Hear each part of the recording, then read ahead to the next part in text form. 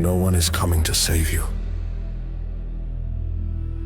That's not pessimism. That's not cruelty. That's the most honest thing anyone is going to tell you today. No one is coming to save you.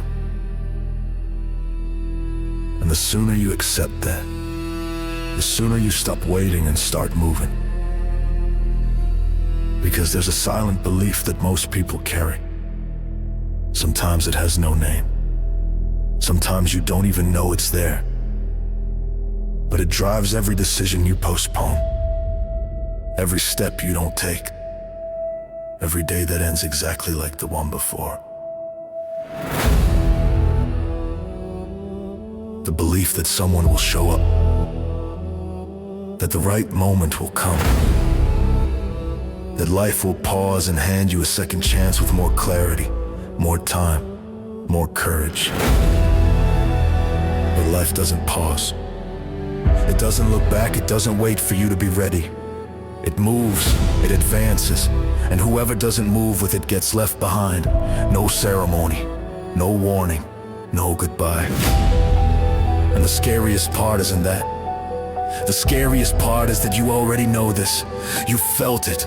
You've woken up at 3 in the morning with that weight on your chest. You've looked in the mirror and recognized someone who owes something to themselves. And you went back to sleep anyway. Back to the routine. Back to the same cycle with a different name. That's not weakness of character. It's something subtler, something more dangerous. It's comfort disguised as exhaustion. And today the disguise comes off. Think about a man who grows up being told things will get better. That patience is enough, that effort eventually gets rewarded. He believes it. He works within what he can.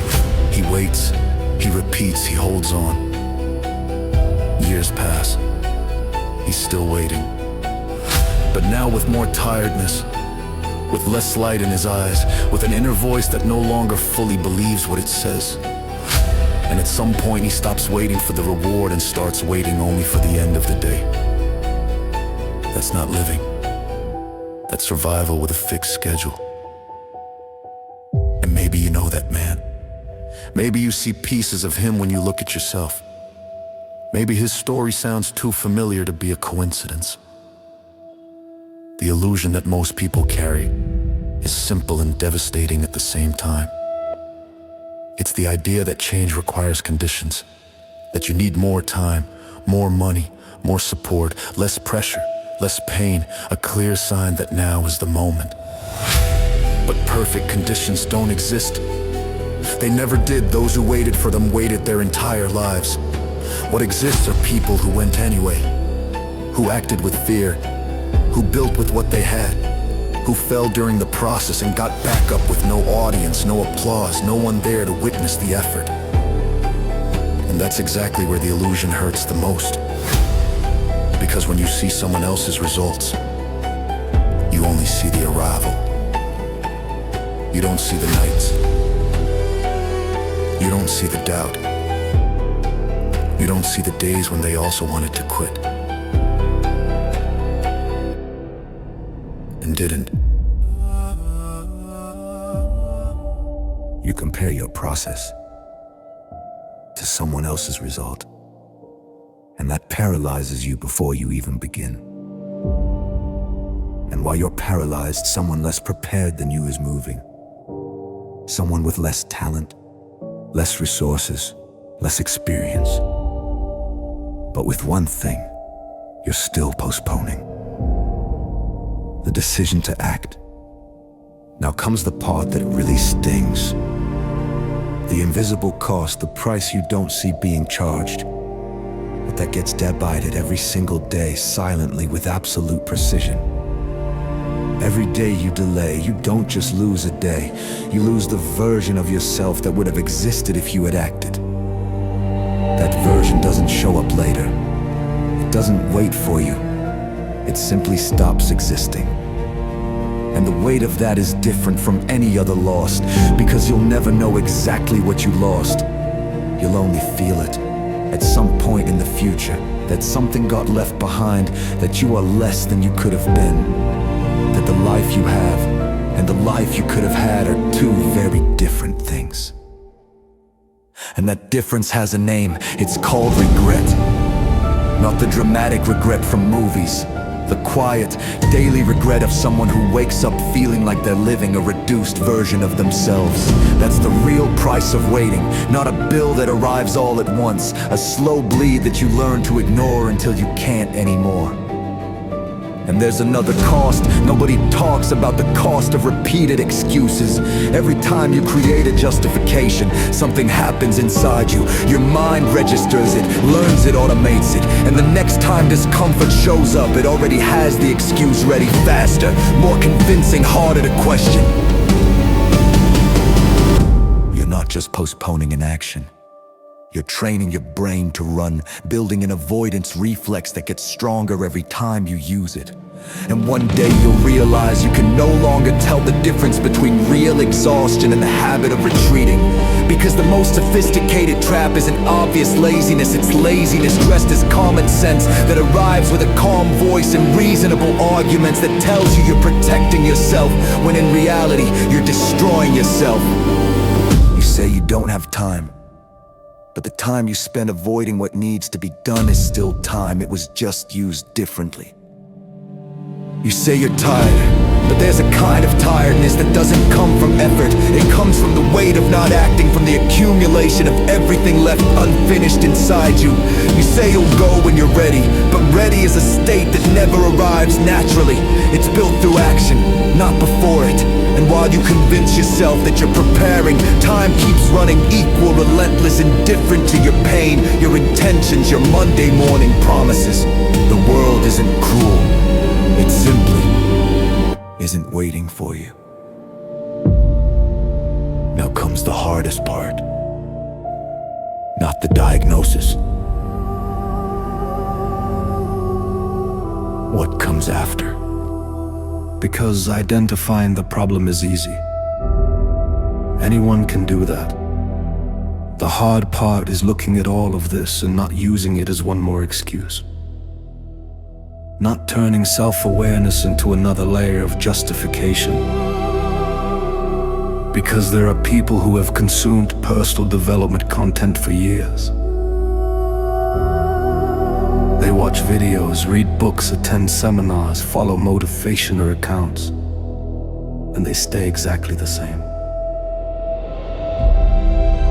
Sometimes worse. Because now they have the vocabulary to describe their own problems without needing to solve them. Knowledge without action is just another weight you carry with style.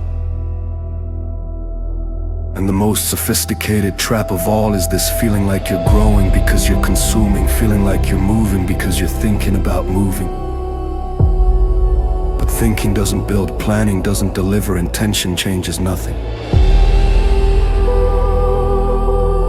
What changes things is movement. Ugly, imperfect, frightening, and real. Now the truth this entire video was building towards so you could hear it without your defenses up. You're not waiting for the right moment, you're afraid of the wrong one. Afraid of trying and failing, afraid of being exposed and not being enough. Afraid of investing everything and losing. Afraid of discovering that the problem wasn't the circumstances, that the problem was you. And that fear is legitimate, it makes sense. It's human. But it cannot govern your life. It cannot be the standard that decides what you do or don't do. Because if it is, you'll reach the end with a massive list of things you never tried and one single reason for all of them. Fear. And fear isn't the enemy. Fear is information, it points to what matters. It points to what you actually want. Because you don't fear what doesn't interest you. The size of your fear is proportional to the size of what's at stake for you. So when fear shows up, don't retreat. Read it, understand what it's telling you, and go anyway. Because the other side of fear isn't the absence of risk. It's the presence of who you can become. And nobody gets there without walking through what scares them. Think about everything you want, not what you think you should want, not what others expect, what you actually want. The life you picture when no one is watching. Now think about how long you've been wanting that. And think about how much you did toward it in the last 30 days. Not the last few years. The last 30 days. That gap between what you want and what you do has a name. It's called the cost of inertia. And it compounds, like interest, silently, exponentially, without asking permission. Every day without action is a day that goes to the wrong side of the equation. It doesn't stay neutral.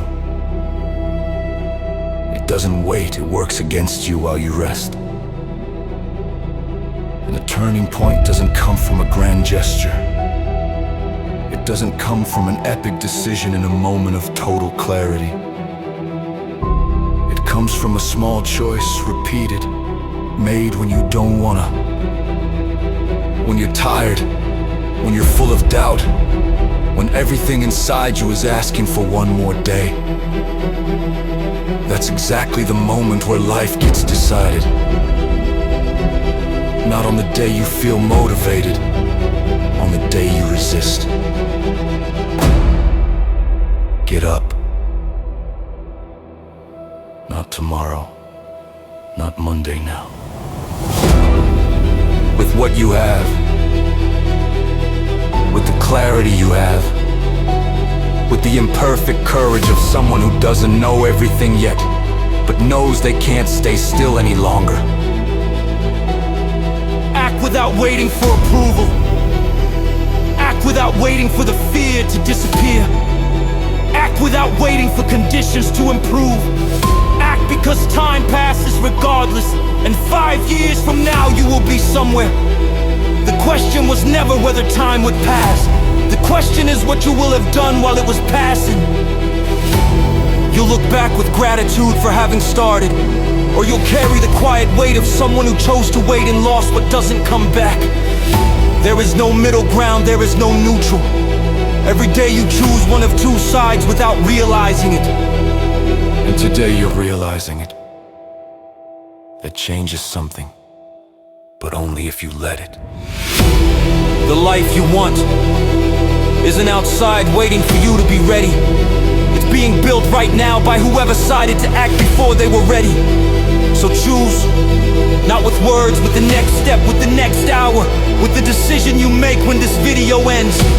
Because no one is coming to save you, but you can move, and movement changes everything. If you made it this far and recognize something of yourself in this video, drop down to the comments right now and write "I am moving." Not as motivation, as a declaration.